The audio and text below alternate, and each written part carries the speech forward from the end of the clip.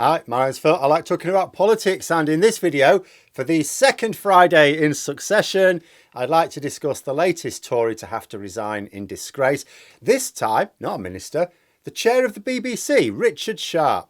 But first, if you'd like to be notified of daily news and politics, please subscribe to the channel.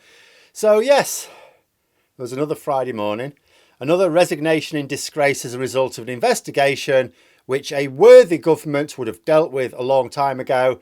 Another one of my schedules, drop kicked into the bin. So what has caused this latest corrupt appointment to fail? Well, Richard Sharp helped to arrange an £800,000 loan for Boris Johnson. He didn't give him the money, he arranged the loan. So there was someone else involved as well. And Boris Johnson was Prime Minister at the time.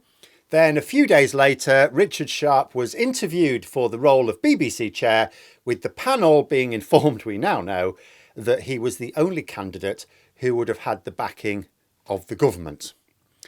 Richard Sharp was therefore duly appointed chair and has been very vocal about wanting to run the organisation along political lines throughout.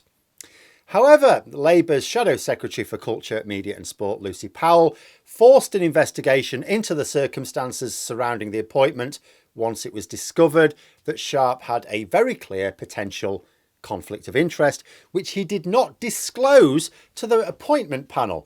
And it's worth saying that the resultant report, which was independently conducted, has said that the panel themselves, the people involved in the appointment, did not themselves breach any guidance when appointing Sharp. Now, we can argue about whether the existing guidance is really good enough, and I certainly have a view on that, but they did nothing wrong within the rules. The breach here was entirely on Richard Sharp for failing to disclose what should have been a really obvious conflict of interest. Like all disgraced Tories, Sharp has claimed the idiot defence, that he didn't think the matter of arranging a massive loan for the Prime Minister, who was sponsoring him just a few days earlier, was an important detail to raise with the appointment panel. And like I always say when the idiot defence is employed, it's one of two things here. One, they're lying, in which case they're not suitable for the role. Or two, they're not lying, they're just an idiot, in which case they're not suitable for the role. Whether stupid or corrupt, they should not be in charge of our national institutions. The BBC gets enough wrong unintentionally without being led by people who want to turn it into a publicly funded client media mouthpiece for the Tories, and then when they've destroyed it, break it off and sell it to the existing Tory media barons. And this is why I always say, when people say we should defund the BBC if it's going to behave like this, I always say, what do you think it's going to be replaced with? It's not going to be replaced. It's not going to be taken over by a wealthy socialist philanthropist. It's going to be broken up and bought by the existing Tory media barons. So, whereas the BBC in its current form can be reformed. Another thing I would say, Sharp seems to claim that he didn't do anything intentionally wrong. That's another common theme, isn't it? I didn't do anything wrong. If I did do anything wrong, I didn't realise it was wrong at the time. I'm getting a little bit tired of it. But here's the thing. When the news broke about this dodgy financial arrangement involving, amongst others, Richard Sharp and Boris Johnson, it became obvious what both the public and the general political view was. People widely considered this to be wrong. Why is he only now resigned after being told that he's done wrong by a senior barrister? Why didn't he resign when it became abundantly clear to him that the public viewed it as being wrong? I would also question, from a purely strategic point of view, why the Tories let this drag this out. As a result of the investigation into the appointment of Richard Sharp, we have now learned of even more skullduggery. And I haven't even been through every little bit of the report yet. I've had a scan through it. You know, for example, the government telling the panel that no other candidate would have their support. I don't think I knew that before this report came out. You know, as I mentioned last week, that implicates the Culture Secretary at the time, Oliver Dowden, whom Rishi Sunak made Deputy Prime Minister after Raab was forced out. So Rishi Sunak, in order to try and get away from the sleaze episode of Dominic Raab, has appointed someone as Deputy Prime Minister who is involved in this week's sleaze. It would have been better for the Conservatives to have told Sharp to resign when he was first rumbled. It is always better in both life and politics to deal with a problem early. They could have encouraged him to leave when the original scandal broke. You know, they could have then replaced him with someone equally reprehensible, but at least not implicated in a scandal. They could have booted him out when he messed up over the Gary Lineker row. That was another opportunity.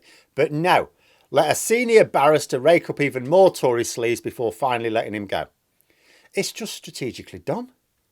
The first rule of damage limitation in any matter of PR is kill the story. But yet again, the Tories have let this one run in the belief they could ride it out. As for what happens now, well, there'll have to be a new appointment. Really, the appointment should now be much more transparent. It should involve cross-party support. After all, what argument can there be for not selecting someone who has the confidence across the House of Commons? It's not an explicitly political post. It's not supposed to be political at all.